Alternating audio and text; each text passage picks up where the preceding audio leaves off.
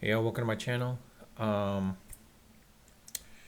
I described it yesterday. I think today is proving otherwise. The Knicks right now seem like pretenders. Not contenders, but pretenders. I mean, that Orlando game, I know they shouldn't have had it. I mean, it's one of those things where Orlando's doing pretty well, but this is what's supposed to separate the Knicks from all the good teams or decent teams to being one of the better teams out there, and they didn't do that. Quite honestly, this is a case where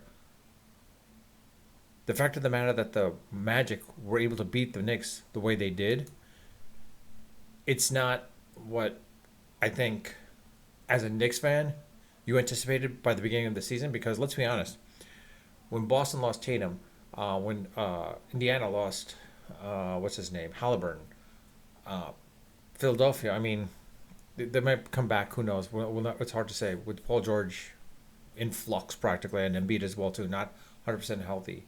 And then of course, I mean Detroit with Katie Cunningham, yes, that makes sense. We figured they're going to be good, and the fact is like Cavaliers, Cleveland Cavaliers were going to be good as well too, between the two. But reality is, I don't think we expected Detroit to be this good. Probably be like a top five, top four, five team, based on everything's going on. You figured the Cavaliers were going to be number. It was going to be between the Knicks and Cavaliers, between the one or two spot basically. But we're not seeing that. The Knicks are having a hard time separating themselves from these teams, and this is where they should be able to separate, but they're not. And this is the same. Not much has changed with the team from last year, and that's the surprising part. I mean, the fact that the Knicks went far last year was impressive, but they're not moving to the point where like they're separating themselves. And it's a case where, is it because Mike Brown and they're trying to get used to his system? It's a possibility. But the thing is, as we said, this is a make or break year because after this, next year, unless the Knicks get a really true superstar, a true, actual, true superstar, the Knicks are probably not going to make the finals and coming years. This is it. Let's be honest. This is it for them. This is their year. This has to be their year to make the finals. That's it. Whether they'll be able to beat the, let's say, Golden State Warriors, uh, Detroit, not Detroit, Golden State Warriors, Denver Nuggets, or Oklahoma Thunder, Oklahoma City Thunder, or for that matter, the San Antonio Spurs, depending on how they play. And for all we know, is the Lakers as well too. I mean, they might be better. They might, all of a sudden like become really good. But reality setting in, basically, this is a case where I think the Knicks are now pretenders, unless come January, or mostly January, we'll find out what happens. But in January, things usually pick up for them at that point. That's when they start that winning streak. But if they can't do that this January, it's a case where like on paper they look good, and Mike Brown, I hate to say it, but like he's probably gonna get fired. I hate to say it, but he's probably gonna get fired. Again, this is a make or break year for the Knicks. That's it. And the fact that Tom Thibodeau got fired at the end of the season, I mean, after how far he brought the team, it's really surprising. Like I mean, I can't say Mikal Bridges is the one that's dictating it, but it is pretty much what it's coming down to. And the surprising part is like I don't know why everyone's holding so much stock with Mikal Bridges, that he has that much stock. Honestly, it's looking more and more like, and I think Rose is seeing it now, that he made a mistake with what he surrendered to get Mikal Bridges. It sounds like he could probably have just surrendered maybe one or two at most, and that's it, draft picks.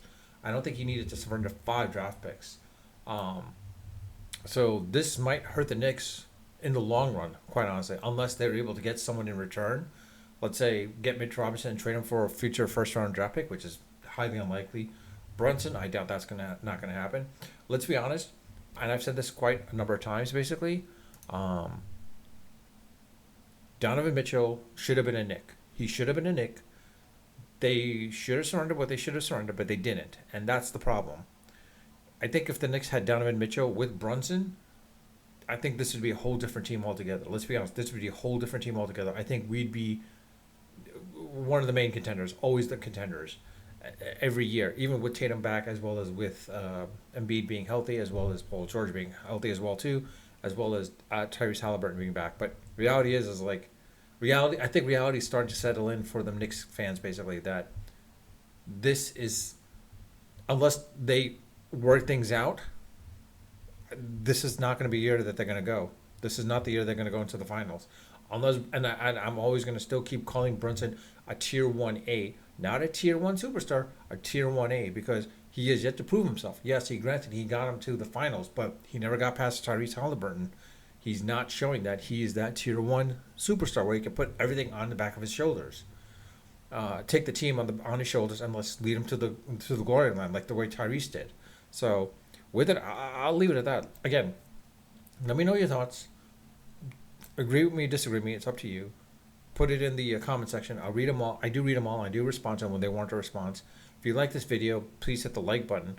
I do focus on that content based on the likes. If I do have more likes on that content, I'll focus on that type of content. And if you haven't subscribed, please subscribe. With that, I'll leave it at that. Unfiltered, unedited, of course, always unrehearsed. Until next time.